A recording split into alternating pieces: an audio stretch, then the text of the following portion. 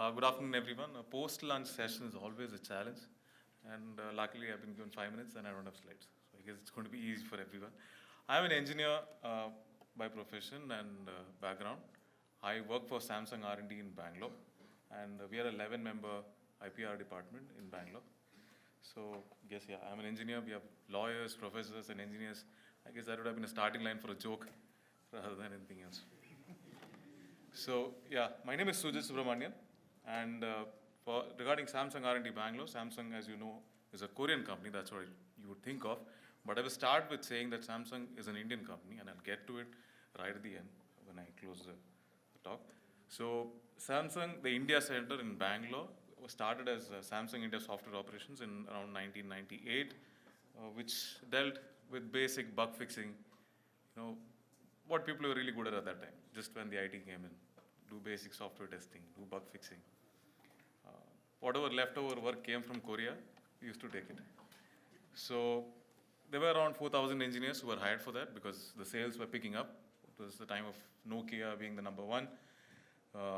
Sales of Samsung phones started picking up, and then a lot of bugs started appearing, obviously, so we were needed. And we were showing enough value at that point of time. And then patent filing, yes, like any other Indian entity. We used to file few numbers, but it was very small set of people, around 12 to 15 people who used to, out of 4,000 people, who used to work on inventions, who used to file patents as such. And around 2011, so that's after around 13, 14 years of existing as an entity here, there was a transformation, there was a need for a transformation that was identified, and then it decided to rebrand itself as an advanced R&D center. So one of the things that you should remember is, we had talks about software patenting and why we patent. I think why we patent is that it's a key performance metric for any R&D center. How much you patent, how good is your patent, is a key performance indicator. So we identified that, and then obviously we had to first increase the number of people who are involved in the process. As I said, 12 to 15 people. We had to expand to, I think, around 2,000 people to 2013. By 2013, we had around 2,000 inventors in the company. So we did that through a lot of training by giving Invention Counseling. We call it as Invention Counseling. It's just a fancy word for calling them, telling them, boss, your invention is not that good. You need to improve your idea. It's a tough job because you have to tell this to, you have freshers from IITs and top institutes, you have PhDs with 20 plus years of experience, and people with 20 plus years of experience, you've worked in a field and you will tell them, boss, your invention is not good. It's a tough job. So we had to get to that stage where we could stabilize, file high quality patents, and then we've been focusing on high quality patents. And I will start with what Dr. Ganguly also said. We would start at the innovation level at the time of filing. And that, the first step involves forecasting the technology. We cannot anticipate future. That was a remark in the previous talk. Yes, we cannot anticipate the future. Patents precede products, so patent data becomes important. Even for policy making, a lot of technologies keep coming in.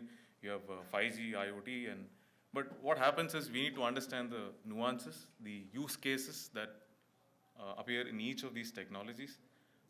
There was talk about blockchain. We have no idea how it will be applied. We're still trying to understand how it will actually be applied in different products. But if you were to talk about artificial intelligence, yes, we have an idea that has happened over time. You understand over a period of time how artificial intelligence comes in. For example, in your phone, you want to take a photo, you share your photo with your friends, but you don't want to search for the contact all times. So the contacts have to be suggested automatically. It's a simple feature, but that involves intelligence, and that becomes an innovation. And we actually have to forecast it around 3 to 4 years back. The product comes now. So forecasting the technology becomes essential. That's one point. So that involves identifying what would be the emerging technology areas, extensively studying the patent landscape and understanding where to file inventions and how to file. Like, Dr. Anglisa mentioned about drafting patents. That becomes important because we have a patent, anyway it's called toilet paper and things like that. But you have a patent which is badly drafted, it becomes something worse than that. So how to draft a patent, how to come up with what is called as embodiments, which are difficult to work around, These are some of the, again, indicators for what would become a high quality pattern. So these are some of the things that we keep measuring, and then we try to see. So we understand that the next would be IoT. All companies are trying to work in IoT. What becomes IoT? Like I said, IoT would be internet in all devices. If it is internet in all devices, why do you need internet in all devices? That becomes a question. A toaster having internet makes no sense, like Mr. Eric said. But at the same time, if you fix a camera inside a refrigerator, it takes the photos of all the products inside. If it were to give you suggestions as a grocery list, that becomes intelligence plus what we call as a multi-device experience. That's essentially multiple devices coming together to provide a use case that was not possible before. So there again, what we have to do is probably identify these many use cases that would be possible, and then try to identify the problems that would come in for each of those use cases. It could be relating to data protection, it could be relating to data privacy, it could be many. So identifying those use cases become important. Let it be for India, for India or for any other country. Now, like I said, Samsung R&D in Bangalore, we file inventions that are created in Bangalore, and it is first filed in India. And we have an Indian MD. We don't really report to Koreans. We work as a standalone entity. We have something called as Centers of Excellence for 5G, IoT, artificial intelligence, and multimedia. And we work and support all the engineers who are working in these different centers of excellence, and they have their own pretty much autonomous decision-making ability when it comes to what goes into product, what to develop, what areas to work in the future. So that's why I said we also have something called as a Make for India team, which makes solutions specifically for India. And yeah, 98% of the people are Indian, so that makes it a completely Indian company where I work. To a point that somebody had actually asked me, do you know Korean? I don't need to know. I can pretty much manage with English. The question that I have to ask is, do you know English, to a lot of Koreans who come? That becomes the scene. So that's it. I would be happy to take questions, something from the Samsung's perspective, if you would like to know something. I wouldn't get into the controversial topics like software patenting or other things. That's a separate debate by itself. It goes into a separate debate. Software patenting, is it important or not? From an Indian perspective, IT is a top exported product here. Yes, I think we should all allow. TCS won the National IP Award last year. Wipro won it this year.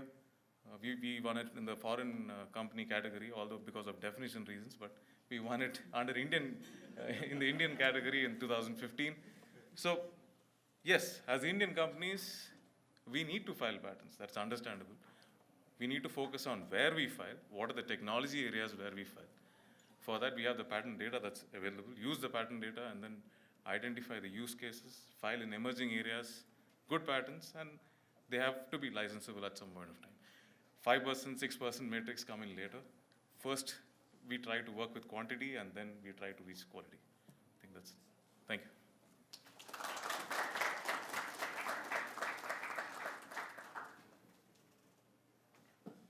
Is Samsung going to come out with refrigerators with cameras soon? They've already. Inside the fridge, not outside. They've already come out. Yeah.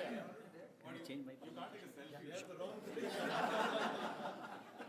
Otherwise, you would have to pose. It's 2.5 lakhs. So Yeah, you get an S9 Plus free with it.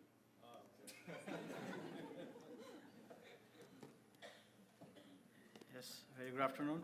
I think you have been listening to a lot of legal things and other things. I am from a technical body, has been a technocrat all through my career, but by chance I am a chair of the committee in TSDSI on IPR, and this is a standards body. We have a telecom standards body in India, and my presentation here is basically to bring all of you on the same page about who are not aware about telecom standardization the way it is happening in India. Just a brief introduction. So TSDSI, who are the members? It's a membership-driven autonomous society, non-profit making, and operators, manufacturers, phone manufacturers, software companies. I think value-added service providers, we are changing it to software companies. There, TCS is a member. academia, a lot of IITs are our members and other universities, R&D labs, public sector undertakings, these are all our members.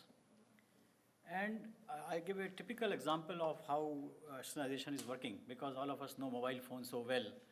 So there's an organization which is called 3GPP, Third Generation Partnership Project. This is one example of externalization I'm giving.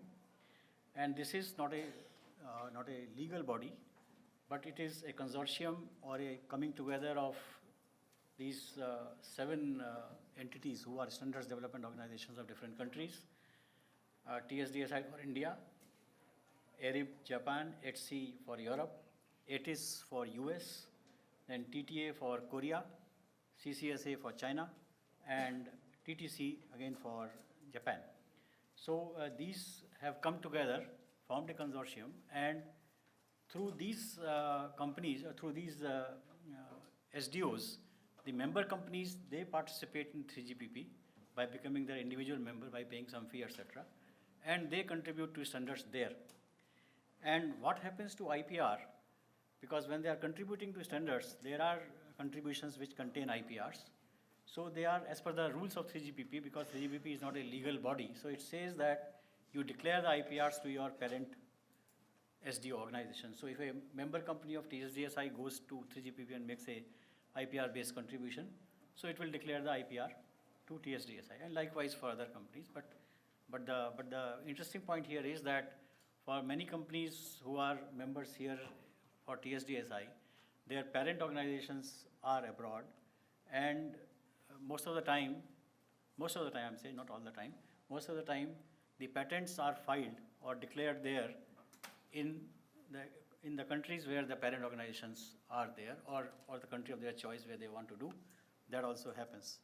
So, and this also, 3GPP also says, because all are coming together, so all these organizations, they have to have an IPR policy which are aligned. Otherwise, what will happen, there will be contradictions, and IPR declarations, they are made at one place, may not be similarly treated at other places.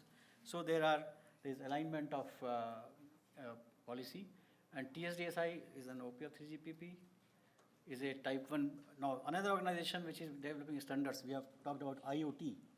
IoT is also is interchangeably used with the word M2M, machine-to-machine communication.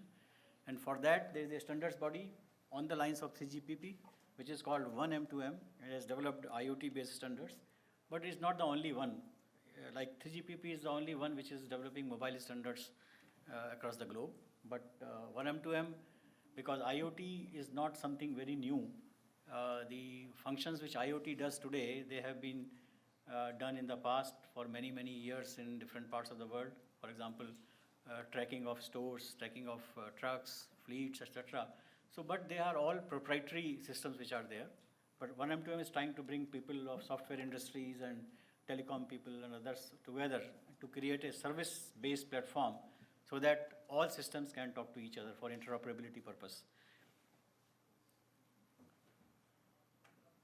Then this is a collaboration we have with EU for a better cooperation with the European standardization process.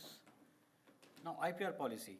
Coming briefly to the IPR policy of TSDSI, which is also in line with other organizations. It is very briefly I have mentioned. Some of the points I will try to explain. Now, already mentioned that it's aligned with other international SDOs IPR policy. And the aim is that we balance between the interest of the owners of IPRs and the consumers of IPRs. It doesn't provide elaborate legal arrangement how to balance, but the objective and the tone and tenor of the policy is that the interests of the IPR holders and the consumers of IPRs, they are protected. And all through this session, and maybe in the next session also, you will hear about competition, you will hear about protection of IPs, pricing of IPs, and how to bring them down, how to make them appropriate for different kind of instances, small industry, big industry, all those issues are there. So it doesn't go, policy actually doesn't go into the pricing of IPR. It's a different subject and not a core area of TSDSI, which is a technical body. But it leaves it there and says that, I will come to those policy points. First point is that declaration of standard essential patents or IPRs by members of TSDSI or third parties. what happens then when the standard is being made, there are study groups constituted for different subjects. So currently there are 2 study groups in TSDSI. One is for study group services and solutions, which works on subjects like PPDR, public protection disaster relief, cloud computing, and say software defined networks, or maybe whatever is based on services. All those things are being dealt by SGSS, and other is SG networks. SG networks deals with everything other than what SGSS does, for example, mobile networks, optical fiber networks, or any terrestrial landline or mobile systems. It deals with that. So when the study groups are working, the members have to bring in their proposals as work items to make standards or study items to make a study report. So whenever those proposals are being made in every meeting and contributions are being made, the chairman of the committee asks all the members as a rule that if you have an IPR to declare, which is likely to become an SCP, which is an SCP or is likely to become an SCP, please declare it. And they need not declare it with the committee itself, it has to be declared to the secretariat, because there is a process involved how to deal with that, and then it comes back to the committee to see what next is to be done. I will come to that again. So they have to declare that. Third parties is that if TSDSI comes to know, or it is brought to the notice of TSDSI that whatever standard is being developed or has been developed, there is an IPR which is held by a third party, which is not a member, but we have taken a text from somewhere, for example, where an IPR is owned by somebody else, and that is brought to the knowledge of TSDSI, then there is a process provided that we need to approach that third party and request him or her or the organization to declare that they will license their IPR in a particular manner. And that manner is FRAND. All of you know about FRAND? Fair, reasonable, and non-discriminatory. So there are 2 types of declarations which are taken, which at the option of the member or the third party. One is that you make a general declaration that whatever standards are being developed in TSDSI and whatever SCPs are there, we will declare or we will license them. Whenever they happen, even if I don't declare a specific patent, I will grant a license to the user on FRAND basis. So that declaration they make. Another is a declaration of specific IPRs. That means a member can say that these are the IPRs I own on this standard which is being made, which may be a contribution based. He might have made a contribution or not made a contribution to the standard. But if a matter is available inside the standard where he owns a IPR, then he says, okay, this section, this particular topic, this particular method or practice, I have this particular IPR, and they declare it. So that declaration happens during the process of making of standard. And it is not that policy makes it mandatory that they must declare. It says that you make best effort to do it or earliest effort to declare it, because it is to their advantage if they declare, so that the user knows whenever somebody wants to use the standard made by TRAI or TSDSI, they know that who are the people who have declared, and it is easy for them to negotiate and approach and negotiate. One issue which comes, which is being deliberated in TSDSI, is that SDOs not only make their own original standards, but they also adopt or transpose standards. For example, 3GPP standards, because 3GPP is not a legal body, so they can't declare that this is my standard, because they have nobody is there to take care of any legal issues on that. So all these partner SDOs, 7 SDOs which I named, they are allowed, or maybe they are obliged, that they transpose those standards as their own. They change the number, they change their legal liabilities and copyright issues and all those on a front page, and keep the standard and name it as a TSDSI or ARIB or whatever is the organization's name. They change the standard. So once you have done that, so all declarations which were made to 3GPP or at the stage of 3GPP standard development, they are then scattered all over the world. They are not with TSDSI. So if ARIB members are coming and contributing in 3GPP, they might have declared their SCPs to ARIB, or their parent company might have declared that in Europe or maybe in US. So all those IPRs, they are scattered, and you have to find out where they are. So some SDOs do have a policy that whenever a standard is being made, even the associate companies or affiliate companies of the member company need to declare their IPRs. So that clause is not there currently in TSDSI IPR policy, and some SDOs do have, and current work of our IPR committee is to deal with the subject, that when you are adopting or transposing the standard, how to bring in all the declarations which have been made, at least by the member companies of TSDSI or their parents, into one place at TSDSI. Because whatever IPRs are declared, we post it on our website for public search. So, but another point is that what happens when licenses are not available. There are two points of time where license availability may become a problem. One is that during the stage of standard development, a member can say, okay, I have so many IPRs, but I don't want to grant this particular IPR for, on friend terms licensing. I don't do it. It's not available. I'm giving a hypothetical example. It normally will not happen when somebody has become a member, but possibilities do exist. And because of various reasons of standard, because standard development is not a very straightforward exercise. It has a lot of, okay, thank you. It has a lot of commercial repercussions, and even if we say it is two very transparent method of making standards, but there are diplomacies, back-channel diplomacies which take place when standards develop, and sometimes to scuttle the standard, I'm using the word scuttle, it can be maybe some better word is available. Some standards are not made because of these disputes. Somebody doesn't want, or some group of people don't want standards to be made. So there can be methods of not allowing to be made, and IPR can be one of methods that we can't do it. And you can't, even if you ask him why you don't want, they can give some clarification, and TSDSI as a body of members cannot have much role to play if somebody is not doing. So at that stage, the option is to drop the standard, or some other members come up with another alternative standard. So that is how, when non-availability license prior to publication of standard or during the process of standard, so these are the options which are there, which are provided in the IPR policy. Then, yeah, so the next point is linked with the earlier point. If the viable alternative technology is available, you go ahead and make a standard with another solution. Otherwise, you drop it. And non-existence of a viable technology, then you drop it, consider it, and bring back again if some other solution is available. So, in the standards making process, IPR plays a very important role.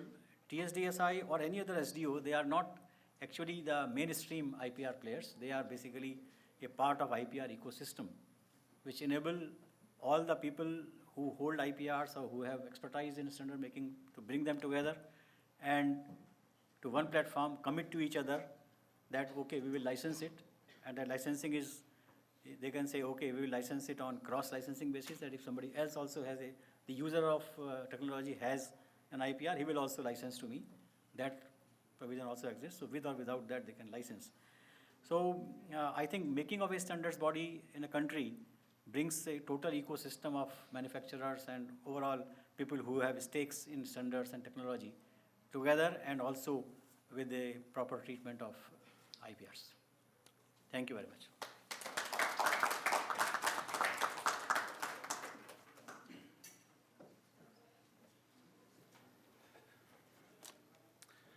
Good afternoon, everyone. So I will come to this topic from a different angle, from innovation angle. As an entrepreneur, and sort of I moved from Silicon Valley, being there for 20 years, and moved to India a few years ago with this attempt to build design-focused, innovation-focused, product-focused company that is SmartRun. So if we just look at the state of innovation, I know a lot of discussion about patent licensing, technology licensing, IP. I think it's a good discussion to have. I think we're getting there. We didn't have to think about it until now because we were busy being traders and body shoppers, right? So just look at few quick facts, right? And we file less patents than Iran. Iran has been under severe embargo and all kinds of sanctions, and yet they file more patents than India, where we have 1.2 billion people and lots of engineering talent. I think that is something to think about. That is the state of innovation. I think we are sort of, after inventing zero and infinity, we felt like everything else is not that interesting, I guess, right? So we sort of went from a civilization of inventing a lot of interesting things, if you go back thousands of years ago, to where we are today. We are just happy being traders, happy being middlemen, brokerage mentality, and we get our 5%, 10% no risk. I go to China, get some product, put my name. I have Virat Kohli or somebody endorsing the brand, and I sell some product. I make my 10 rupees at the end of the day. I don't care about tomorrow. I invest that 10 rupees in real estate. I'm good. We have, if you look at top 50 brands in the world, I think we have 0 from India. I think Tata Motors might be showing up now. Of course, then we have people like Samsung and Xiaomi coming here and trying to convince us that they are Indian brands or Indian companies. And then we're also fools, that we continue to get fooled, because I think British said the same. East India Company was also an Indian company. And I think we haven't, I don't know, we have a short memory, I guess. We have 0. If you look at the top 100 most valuable companies in the world, we have 0 from India. I think that is something to think about. We are 1.2 billion people consuming a lot of products, a lot of technologies, a lot of services, but we don't seem to be able to build brands. We work for other brands. We work for others to build interesting products, but we're not able to build our own products, our own brands. That's why we don't have, we are not focused on innovation. We are not focused on building products. That's why we are not able to build value, right? So we are sort of focused on sort of low-hanging fruit, low value. Even Make in India,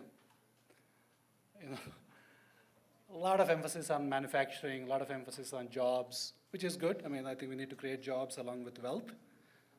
But, of course, we are okay to have Foxconn in India, but we need Foxconn of India also, right? So we are very focused, and we are very happy to have, today look at Make in India, all the mobile manufacturing companies. Forget the brands, even the manufacturing companies. They're all, Chinese, Korean, Japanese companies coming here, setting up manufacturing plants.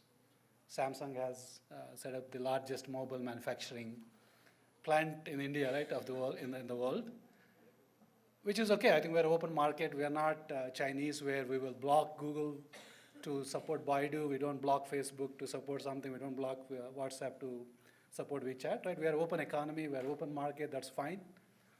But we also need to think about building our own brands, our own products, our own Samsung of India, our own Apple of India, our own Sony of India, right? I think that is where I think we are missing the point, right? We are sort of, in this sort of, we're lost in this whole conversation there. Look at, obviously there is some, not everything is bad, right? If you look at last 5-10 years, I think at least last 5 years, you see a lot of entrepreneurship. There's a pivot towards building brands, building products, like Flipkart, Voyo, Ola, and Paytm, whatnot. I think it's a good starting point for us. We are sort of 10-15 years behind China. I think Chinese have figured out, we can't be always manufacturing base. So they start to build brands, right? Today they have Huawei, Xiaomi, Baidu.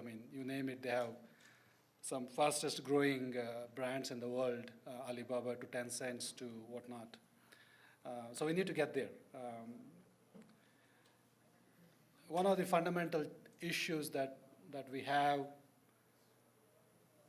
for doing that, right, is lack of innovation capital, right? So to innovate, to build products, you need to invest a lot of money upfront. And out of every 10 products you would invest, maybe one product will succeed.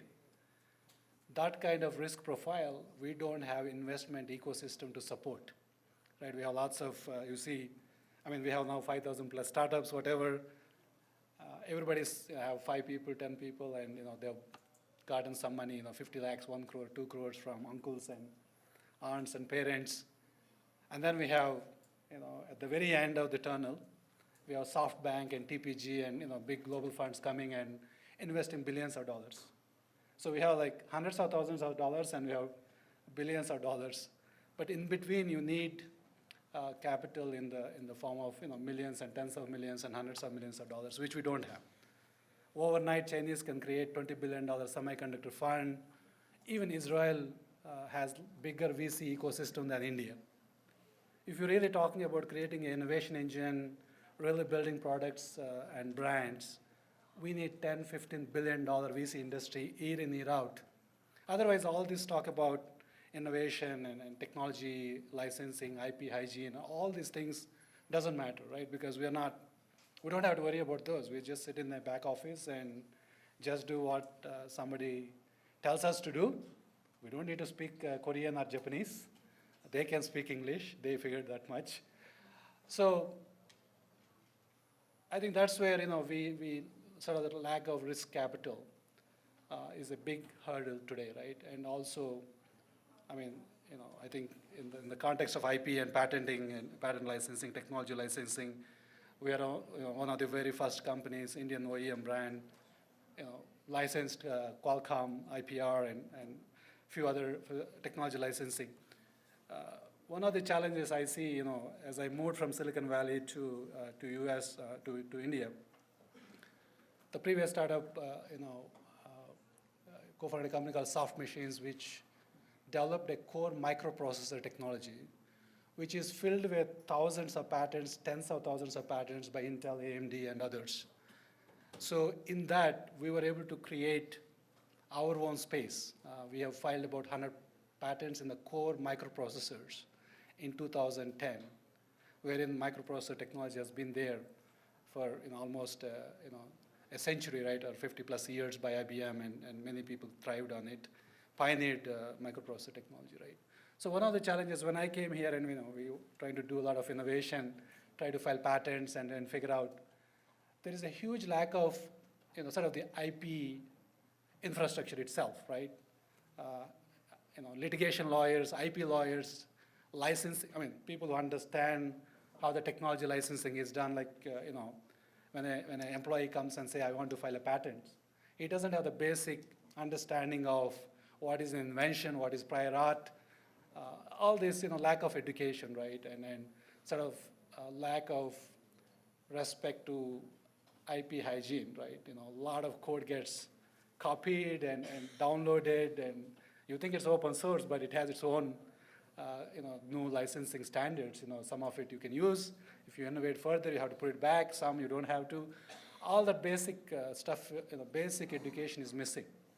So I think I'm glad, I think this session, and I think there's a focus here talking about IP and patents.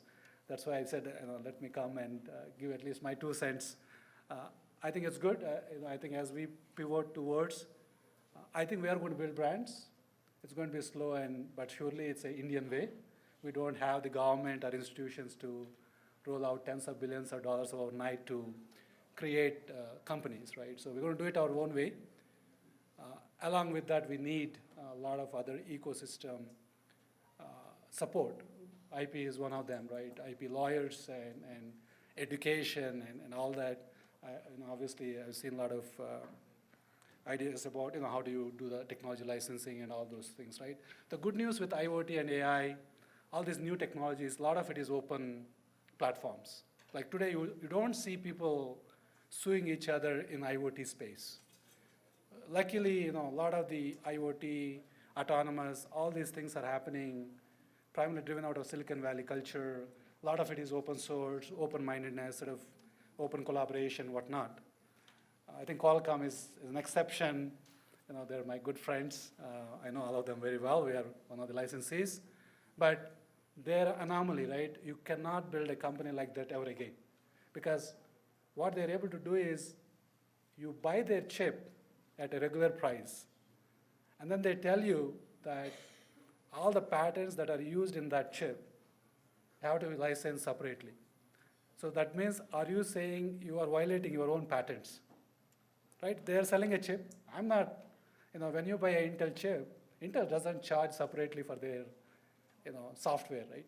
So they're the only company, they're able to do that, internally created that structure where, that is a separate group and we are a separate group.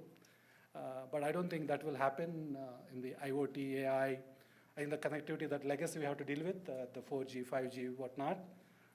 But if you look at IoT and AI and autonomous blockchain, a lot of this, I think, there's a lot of openness, open collaboration, new age entrepreneurs, less than 30-year-olds, 20s and 30s. I think they have a different outtake on how to build companies, right? You don't see Amazon suing, Flipkart or whatnot, right? So hopefully, you don't see, right? If you're looking at building companies in IoT AI space, I think you don't have to deal with legacy technology licensing as difficult as it is in the cellular modem, right? You look at Ericsson, Nokia, still trying to come today and trying to enforce some of the basic essential patents. They're no longer in the business also, right? They're still coming and trying to enforce, which is fine. I respect IP, so we are okay with that. But the good news with IoT AI is it's not as closed ecosystem as cellular. So that is good news for entrepreneurs. So that's all. Thank you.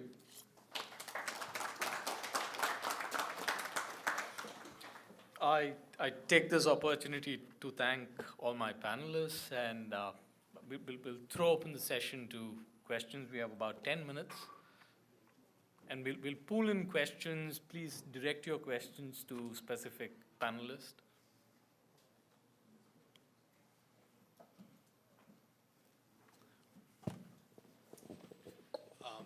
So my question is directed to Mahesh, if I may.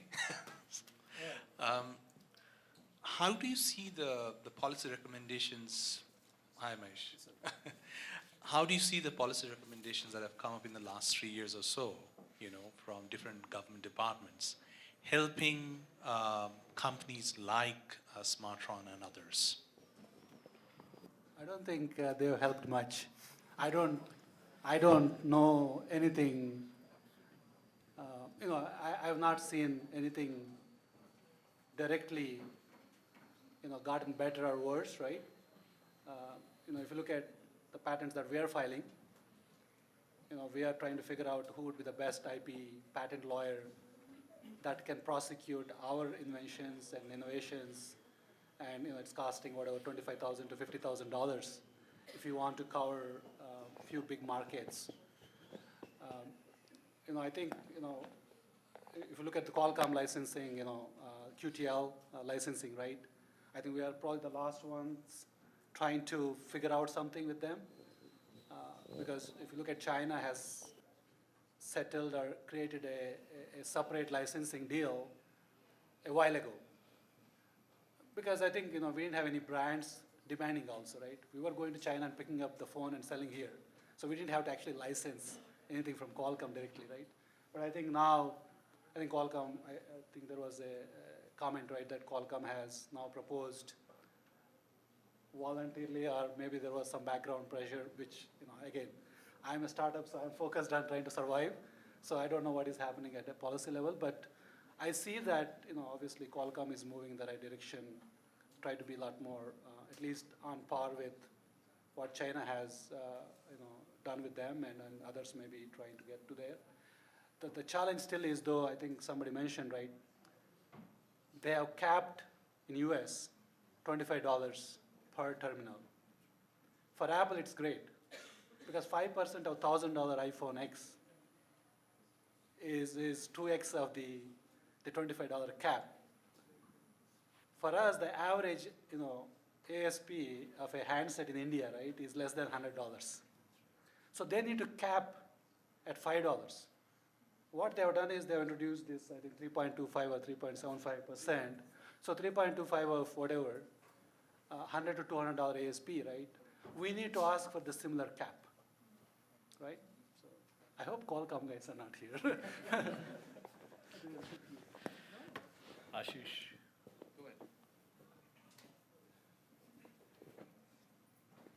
I also have a question for. I I was trying to understand that from a point of an economic vision of a country, if I, for a minute, if I could just not be an IPR lawyer or something, as you said, and I'm not saying as a country should not aspire to have these great companies. I just very quickly, and I may be wrong, correct me, I looked at the top 50 brands that exists. It was Forbes and CBS. China doesn't have one of them over there. So my point is that it's still the second largest economy or the third largest economy, however you rank it. So I am trying to understand from you, I'm not for a minute disagreeing with your contention that we should potentially aspire to become a brand like that, but there has been a generation where China was a low-cost, low-wage. Tim Cook recently said that we no longer go back to China to manufacture mobile handsets just because it's low cost, because it has this innovation ecosystem and all of that. But it took a certain amount of time. So that's my question. Like, what's wrong with Make in India using someone else's license rather than necessarily having it? Yeah, no, whatever you need to license, right? I think part of the innovation and building products, you have to license. Because if you look at any device today, right, tens of thousands of components that go into it, there is no way you can avoid not violating somebody's patent, right? So I think the licensing is essential part of the bigger question I think you asked. I think you should, I'll have to check, right? If you look at the, I might be wrong, I just quickly checked. right, there are some brands from China. Tencent and Alibaba, I think, are definitely in the top 10 actually. But anyway, I think it's irrelevant. Point being, let's put it this way, right? How do you go from $2.5 trillion economy to $20 trillion economy, right? When your top companies like TCS, which is the most valuable company, generates $50,000 per employee revenue, versus if you look at Google, Apple, even Xiaomi, they generate $1 to $2 million revenue per employee. So think about that, right?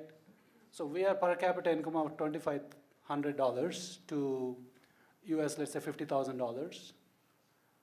And we are at 2.5 trillion, they're at 20 plus trillion. So I think, the key is how do you grow revenue per employee, right? That could help to increase our GDP size, right? So today, if TCS tomorrow wants to increase their revenue by 10%, they have to hire 10% new students, new hires. It's very simple math. Just to add one more guy, you get $50,000 more because he's paying them $20,000, $30,000. He's placing him at some site, US, Europe. That's why we get worried when there is H-1B cap or Trump is doing this and Trump is doing that. Why do we care? Okay, let's have these kids here and build products. Let them come here and use our products and our services, right? So I think if I think about from that standpoint, how do I create disproportionate wealth or value? I think we need to innovate and build products and try to figure out a way to generate higher revenue per employee. I think what we are doing today with Make in India, we are sending engineering graduates to Foxconn factories to do assembly. That job is designed for high school dropouts. I know Foxconn India head. He tells me, so some influential person will call him and say, I have this guy, you need to give him a job. And he keeps telling me, he's an engineering grad, you shouldn't be doing assembly and soldering, battery and putting a display and packaging. He should be focusing on creating value, contributing to products, not to assembly, which is for high school dropouts. I think, sort of Make in India, we're talking about job creation, but we're putting the wrong people in these jobs, right? I'm sure that's the case everywhere. But my point being, right, we should focus on creating wealth, creating value, along with creating jobs and other things, right? I'm not saying don't manufacture, but along with it, let's also focus on building innovation-based, design, engineering-focused companies and brands that can survive for decades and centuries, right? So I think I think that helps us to grow our GDP from 2.5 trillion to 20 trillion, right? So. Ashish? Thanks. I have a comment to make. Dr. Day mentioned, some of these papers written by experts from Google, and they're kind of trashing patents now. I just want to bring in some facts to clear the air because there are some students sitting here who are learning IP, so I just want to clarify a few things. So Sergey Brin and Larry Page, we know about these two guys. They got Stanford to patent a wonderful idea, a web page ranking algorithm. Yeah. It was a promising idea, extremely valuable. They got substantial VC funding for it. Okay, so they got the patent on the name of Stanford. Now these two guys obviously wanted to start Google, so they wanted they wanted to use the patent. What do? They get into a long-term exclusive patent license agreement with their own university. What's in it for Stanford? They got almost 2 million shares of the company. And that kind of brought in upwards of $300, $400 million at least. So patents are definitely not worthless, even for a company like Google. Now let's take one step ahead from that point. Google's initial business model was entirely based on patent licensing. Those of us who've seen search engines before these things became smarter than some people, they had this tagline on Yahoo portal which said powered by Google. That was again a very successful patent licensing model. And this is, it doesn't matter whether you're talking about essential patents or what Jay calls toilet paper patents. Google survived, and I love Google. I mean, I'm better off using their services and products, but a lot of their growth and what they've offered to people in general rests on patents and how they're valued. I don't disagree, and I have no special love for Google when it comes to patent. They said this only in the context when they got sued. When Microsoft came after them, yeah, exactly. Microsoft came after them.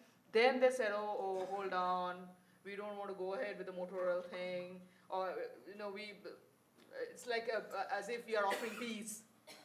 Let there be peace. But understand, Google is also, if there is a problem, Google is very much part of the problem. I'm not saying that anybody is behaving better than others. They are all, Apple, Samsung, Google, and now Huawei, they are also playing the same game. What I'm trying to say is that what these particular engineers were commenting on, that once you get into this fight, that I am going to defend these because you violated, and I'm sure you know about the Siri patent, right? Which Apple really very vigorously made sure that people are not good at copying. That patent got rejected 9 times, right? So I'm saying all of them are guilty, but what I'm trying to say is that some of the engineering people, and when they're hit, only then they're saying. But where's the guilt in going to the patent office 9 times? I mean, it's the faith, the confidence they have on the same engineers. I mean, I'm an economist. I don't know much about engineers, but I think they're doing See, one of the criticism against software patents is that a lot of them are very broad in their nature. And that's a good thing, because as we talked about, that you might have some idea about how to do a good projection of the future, but nobody can really predict the future. So if you're patenting for something which is futuristic, you have to be a little bit broad about it. And that's how a lot of these patents are, we are raising questions about the so-called quality of the patents. But Soma, ask an engineer. That engineer would know what the future is. In terms of the doubt patents that go into a standard. The 4G we are using now was developed about 12 years ago. So those engineers knew what they were developing. They didn't know the extent to which it would. A corrective comment on that, and that is the following. That please understand that anyone who's involved in an innovation is involved with a purpose.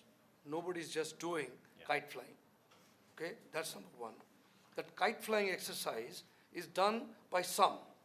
But when that kite flying comes to a certain point, then people see an objectivity behind that, and then convert that into some sort of a direction, and then it comes into a direction. So therefore, as Jay mentioned in the morning, when patents are filed, they're not filed for the fun of it. One is going to spend money, one is going to have a purpose for filing that particular patent.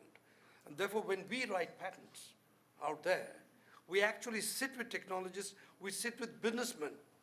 See, patents don't come from heaven, right? Patents are written when business see the purpose. Papers are written, when you feel that you've done something, you feel like telling the world. A patent is not done that way. A patent is done with a purpose. Now, so if someone tells me a patent was just filed, okay, one individual or two individuals may do that, companies never do that. It's always, I've worked for Unilever for 20 years and I was heading the patent division, right? Every single rupee and every single dollar that we put in Unilever, there was a purpose. And therefore, if you come and tell me that all this was done for the heck of it, no. There was a purpose. And very important, that please understand that all these companies, whether it's Samsung, Unilever, or wherever, when they are doing that, history has shown, and as he was mentioning, history has shown there are spin-offs which have come out of these companies and they have become suppliers to these companies. So for example, what he was just mentioning about his part, when he was looking at things, he thinks that there is a small part where he needs to pull up from, say from Samsung. I'm just using Samsung because he used Samsung, okay? Could be anybody. Now, the point is that when he wants to take that, the question is whether that's a fair dealing between him and Samsung. And the whole negotiation that we do is to strike that fair deal. So therefore, to react, please understand, patents are not done just for protection. That's a very narrow concept. Patents are done for sharing. If you look at the whole concept of patenting, historically. I agree with you completely. No. Historically, please understand. What is the philosophy of patents? The philosophy of patents is sharing knowledge. That's a philosophy. No. It operates. It operates that way. It operates that way. See, as you may look at it as something, in a negative way. But please understand that the whole system of patenting is a system of disclosure. Now, point is, and therefore, please understand.